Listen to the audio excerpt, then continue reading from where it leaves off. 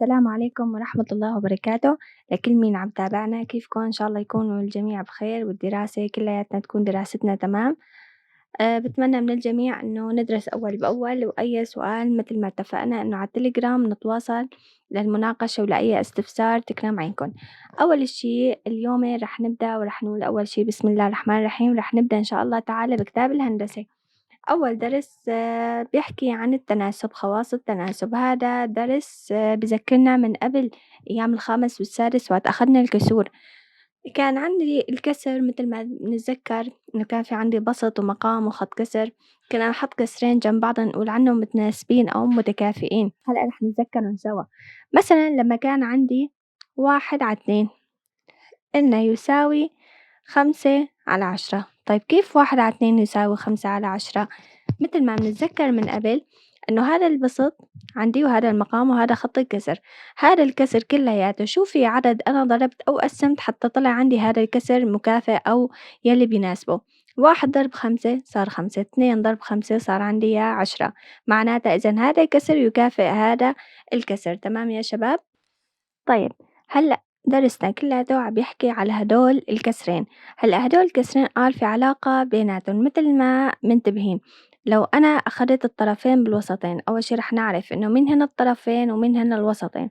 قال هذا الطرف 1 و10 هدول اسمن طرفين، وال5 وال2 هدول اسمن وسطين. هدول هن الطرفين وهدول هن الوسطين مثل شكل الفراشة، يعني كل عدد مقابله العدد التاني. البسط ما يقابلهم المقام والبسط ما يقابلهم المقام.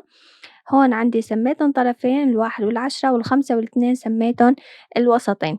طيب لازم يكون جداء الطرفين يساوي جداء الوسطين. 1 ضرب 10 10، 5 ضرب 2 10. معناتها نحن حصلنا على كسر متكافئ أو كسرين متناسبين. طيب هلأ هدول الكسرين في عندي مجموعة من الخواص أنا رح طبقها عليهن وبتساعدني بحل التمارين. مثل ما هلأ رح يجينا تمرين أذكركن عليه مثال رح أحتاج لهي الخواص لحتى أطبقها لحتى أوصل للحل يلي أنا بدي إياه. نيجي هلأ على خواص التناسب. أول شي قال إذا قلبنا البسط والمقام نحصل على كسر مكافئ. نفس الشي بس إنه إذا نحن بدلنا بين البسط والمقام، إذا قلبنا البسط والمقام نحصل على كسر مكافئ. أول شي رح نكتب لكم إياها. إذا قلبنا الكسر نحصل على كسر مكافئ، يعني رح يصير عندي 2/1 تساوي 10/5. طيب كيف أنا بدي أتأكد؟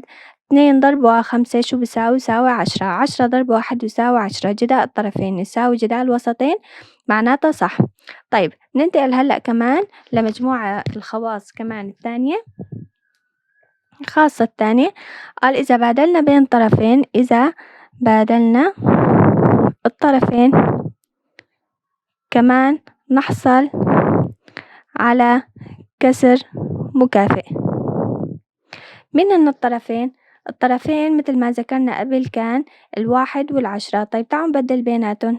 هاي 10/2 تساوي 5/1. أنا شو عملت؟ رحت بادلت بين 1 و10، بادلت بين الطرفين.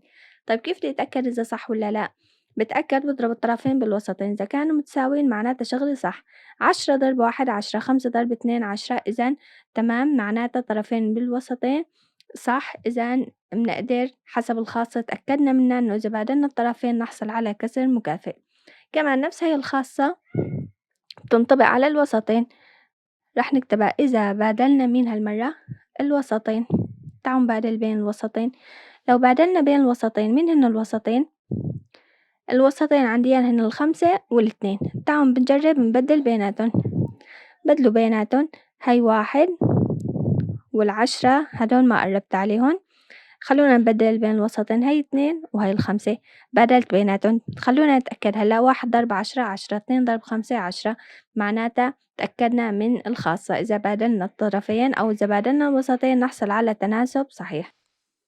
هلأ الخاصتين الأخيرات، إذا ثبتنا البسط وضفنا أو طرحنا المقام للبسط نحصل على تناسب صحيح. يعني مثلا أنا لو كان عندي A على B يساوي C على D، رحت أنا ثبتت البسط وحتى لو ضفته أو طرحته ما بيأثر.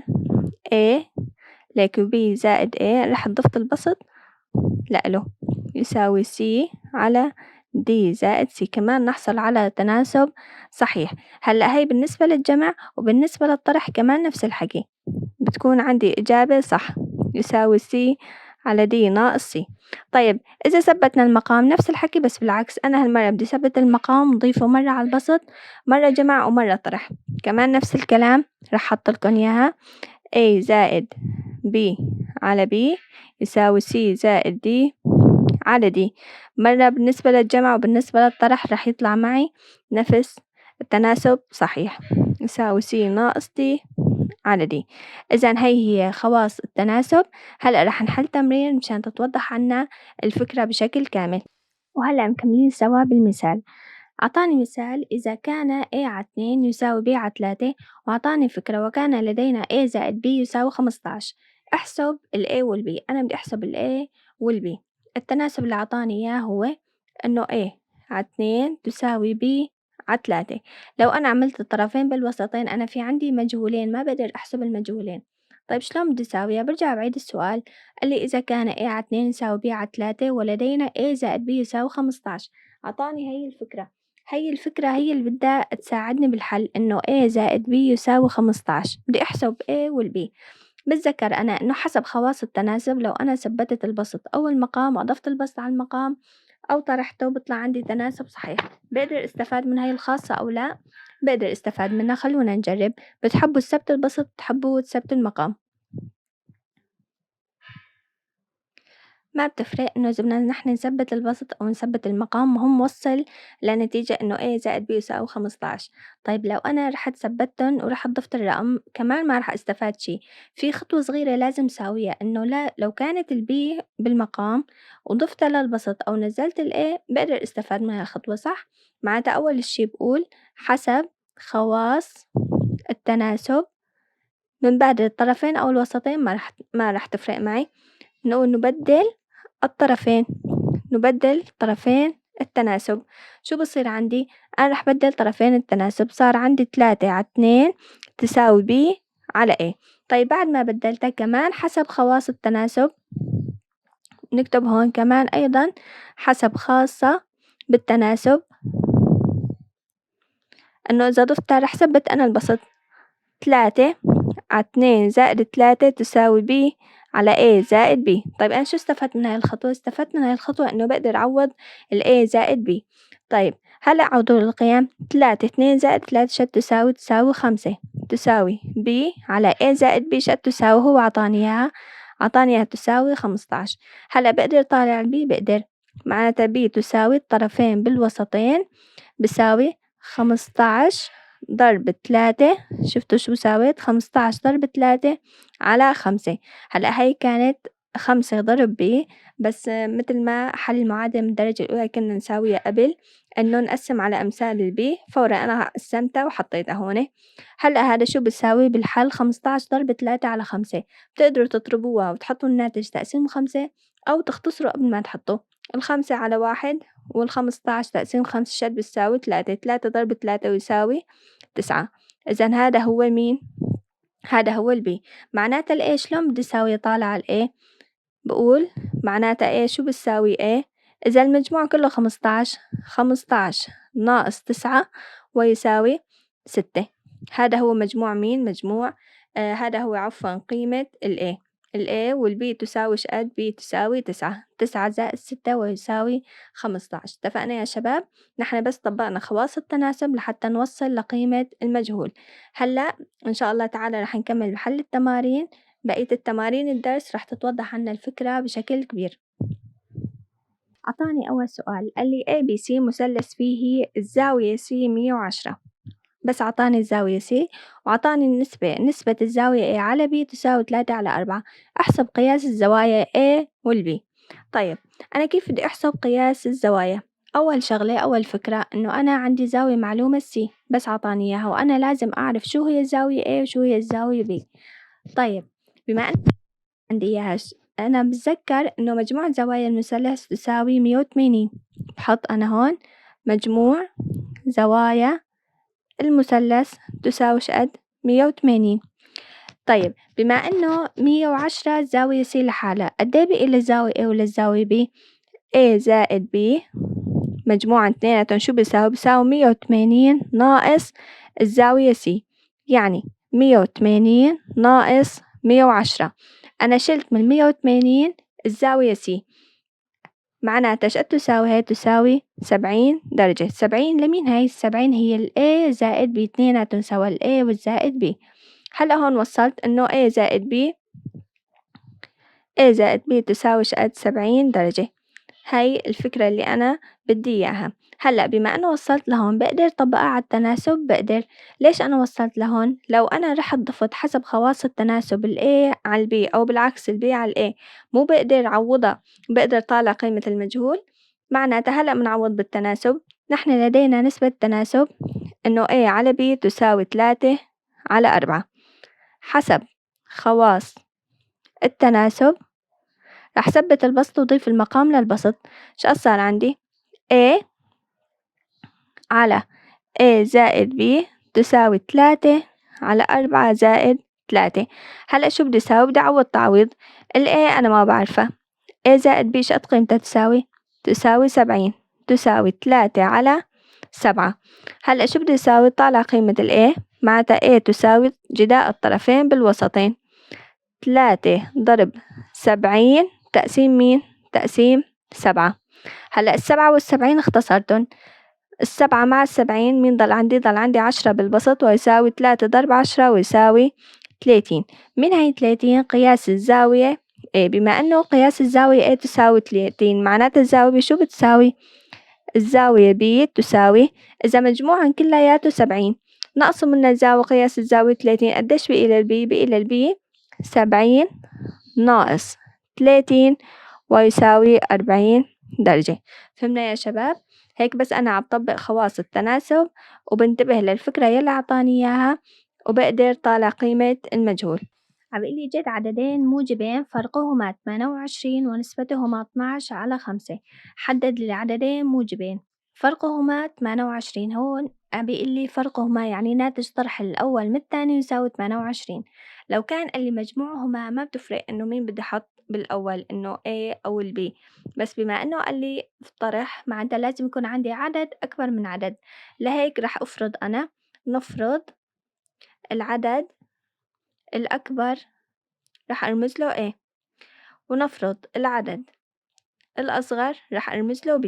طبعا بالطرح فيكون العدد الأكبر ناقص الأصغر. A ناقص B شو تساوي؟ يساوي 28. فرقهما A ناقص B يساوي 28. هلأ أعطاني نسبتهما، أعطاني النسبة إنه A على B شو تساوي 12/5. طيب أنا شو رح ساوي لحتى وصل لهذا الشكل إنه A ناقص B؟ لحتى أقدر أعوضها بقدر طالع قيمة التناسب. بتذكر أي خاصة من التناسب تلزمني. لو نحن شلون نفكر؟ لو نحن بدلنا مثلا طرفين ما رح استفيد، بدلنا الوسطين كمان ما رح استفيد، لو قلبنا النسب كمان ما رح استفيد. طيب أنا رح ثبت المقام ورح أطرح البسط من المقام. انتبهوا على الطرح منيح، أنا رح أطرح البسط من المقام. ليش؟ رح أطرح العدد الأكبر من الأصغر. برجع بقلكن لو كان مجموع ما رح تفرق معي، بس بالنسبة للطرح بتفرق إنه العدد الأكبر ناقص العدد الأصغر. معناتها حسب خواص التناسب نحن ثبتنا المقام ونطرح البسط من المقام. بقول أنا A ناقص B على B تساوي 12 ناقص 5/5. A ناقص B شد هي قيمتها A ناقص B؟ أنا عندي إياها شقد تساوي 28 على B. 12 ناقص 5 تساوي 7/5. هلأ بقدر طالع قيمة B، معناتها B تساوي جداء الطرفين بالوسطين. 5 ضرب 28/7. مثل هيك حاولوا بسطوها. 5 ما بتختصر، 7 مع 28 بقدر اختصرها ولا لا؟ أكيد بقدر. 7 فيها 1، 28 قد فيها 28 فيها 4، صار عندي 5 ضرب 4 ويساوي 20. هذا مين؟ هي قيمة البي. السؤال الثالث، يزيد عمر سارة على عمر سلمى بمقدار 4 سنوات. إذا كانت نسبة عمريهما 3/5 احسب عمر كل منهما. هلأ هون ما عطوني ولا شي غير إنه زيادة، واحدة بتزيد عمرها عن الثانية ب4 سنوات. يزيد عمر سارة على عمر سلمى بمقدار 4 سنوات، معناتها مين اللي عمره أكتر؟ أكبر سارة، لأنه سارة هي أكثر من سلمى ب4 سنوات. معناتها نفرض عمر، رح نفرض عمر سلمى A فرضا، نفرض عمر سارة A زائد 4. عرفنا ليش يا شباب؟ لأنه هن قالوا لي إنه يزيد عمر سارة على عمر سلمى، يعني سارة هي أكبر من سلمى مش قد بمقدار 4 سنوات. عطاني نسبة عمر كل منهما 3/5. النسبة عندي إياها 3/5، وأنا عندي نسبة عمر سلمى على سارة A على A زائد 4. طيب هلأ كم مجهول أنا هون عندي بس مجهول واحد، لازم ننتبه. يعني إذا طبقت خواص التناسب ما راح استفاد شي. لو كان عندي مجهولين يعني مثلا A و B بدي أعرفهم، كان ممكن استفاد منه. بهي الحالة بساوي جداء الطرفين بالوسطين وبحل معادلة عادية. تعال ساوي جداء الطرفين بالوسطين. 3 ضرب A زائد 4 ضربتهم يساوي A ضرب 5. عرفنا يا شباب شو عملنا؟ هلأ 3 مضروبة بالقوس شو صارت؟ يعني 3 A زائد 12. دخلت 3 يساوي 5 A. مجاهيل لطرف معاليم لطرف. هاي 12 وهون عندي 5 A جيبوها لهون ناقص 3 A. معناتها 5 A راح 3 A شد يساوي؟ يساوي 2 A. أنا لازم تكون أمثال A تساوي 1. أسمول الطرفين على 2. معناتها A تساوي 12 على 2 ويساوي 6. هذا عمر مين؟ عمر سلمى. 6 سنوات هي عمر سلمى. معناتها عمر سارة شقد؟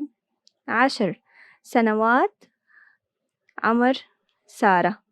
هلا السؤال الأخير عم بيقلي لدى صبا مكعبات فيها 30 مكعب، المجموع كلياته 30، منهم أحمر منهم باللون الأصفر، ونسبة الصفراء للحمراء 3/2. أحسب عدد كل من المكعبات الصفر والحمر.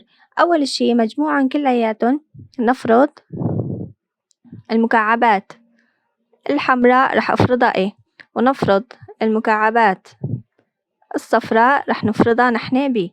معناتها A زائد B حسب اللي عطاني إياها إنه A زائد B مجموعهم كلياتهم شد بيساوي 30. طيب شد النسبة اللي عطاني إياها؟ قال لي مكعبات الصفراء للحمراء 3/2. هاي الصفراء على الحمراء شد بيساوي 3/2. هلأ أنا عندي هاي النسبة شلون بدي استفاد منها؟ عندي بس معلومة واحدة إنه A زائد B يساوي 30.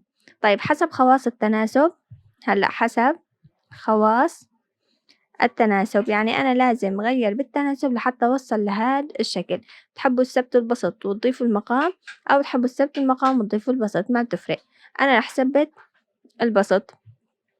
A زائد B تساوي 3/2 زائد 3 ويساوي A زائد B شقد؟ 30. عوضنا تساوي 3/5. معناتها ال A شو بتساوي؟